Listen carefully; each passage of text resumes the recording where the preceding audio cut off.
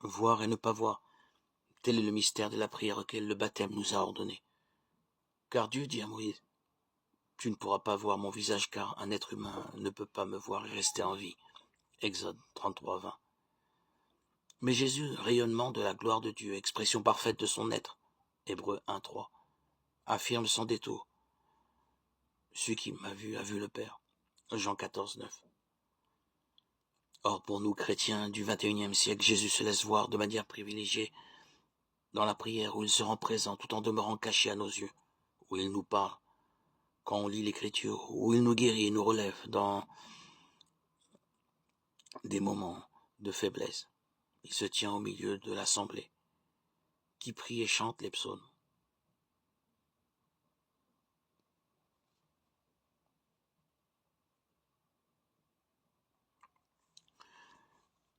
Les grands rassemblements sont des lieux où, par la grâce de l'Esprit, Dieu se donne à voir en Jésus-Christ.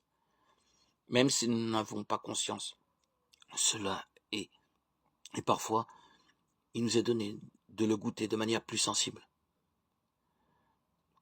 Mais c'est dans la lente répétition du même que peu à peu se révèle le visage de Dieu que le Christ dessine pour nous.